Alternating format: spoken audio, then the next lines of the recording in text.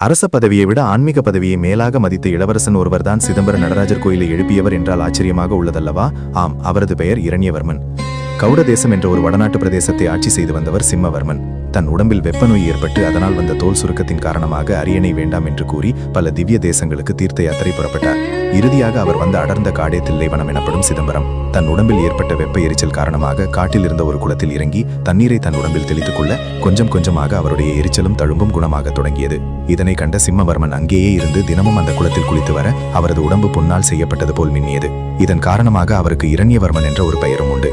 அந்த குளத்தின் அருகில் இருந்த மருதமலையின் அடியில் அமர்ந்திருந்த 2 முனிவர்கள், புலிக்கால் முனிவர், பதஞ்சலி முனிவர் ஆகிய இருவரிடமும் இரண்யவர்மன் சென்று குளத்தை பற்றி விளக்கம் கேட்க அவர்கள் அந்த குளம் சிவகங்கை என்று பெயர் பெற்றது என்றும் இந்த குளத்தில் தான் சிவன் தினமும் எங்களுக்கு ஆனந்த தாண்டவம் ஆடி காட்சி தருகிறார் என்பதையும் கூறுகிறார்கள்.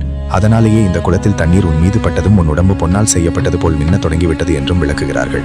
இரண்யவர்மன் கேட்டுக்கொண்டதற்கு இணங்க சிவனின் ஆனந்த தாண்டவத்தை 2 முனிவர்களும் அவனுக்கு காட்டுகிறார்கள். அந்த காட்சி அவனுடைய கண்களில் பதிந்துவிட்டது.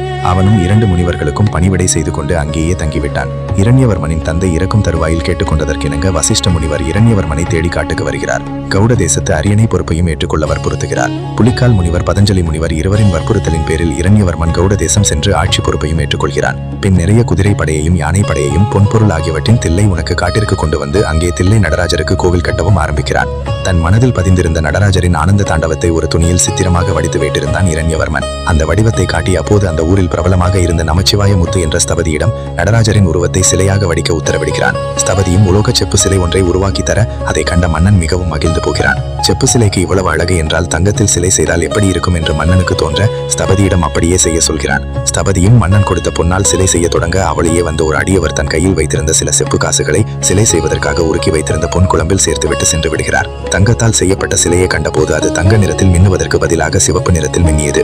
இது கண்டு ஆத்திரமடைந்த மன்னன் ஸ்தபதியையும் அவருடன் வேலை பார்த்தவர்களையும் சிறையில் அடைத்து விடுகிறார். அன்று இரவே இறைவன் மன்னரின் கனவில் தோன்றி, இரண்யவர்மா, ஸ்தபதி செய்தது பொன் சிலைதான், உன் கண்களுக்கு அது தங்கமாக ஜொலிக்கும், மற்றவர்கள் கண்ணுக்கு செப்பு சிலை போல் தெரியும் என்று கூறுகிறார். மேலும் இறைவன் பழைய செப்பு சிலையை ஸ்தபதியிடம் கொடுத்து தெற்கே போக சொல்ல அவர்கள் என் பாரம் தாங்காமல் எங்கே அந்த சிலையை வைக்கிறார்களோ அங்கேயும் நான் இருப்பேன் என்று கூறி மறைந்து விடுகிறார். இப்படி ஸ்தபதியிடம் கொடுத்து அனுப்பப்பட்ட செப்பு சிலை பாரம் தாங்காமல் வைக்கப்பட்ட இடமே திருநெல்வேலி தில்லையப்பர் ஆலயம். இதனை ஆண்ட மன்னன் ராமவீர பாண்டியன்.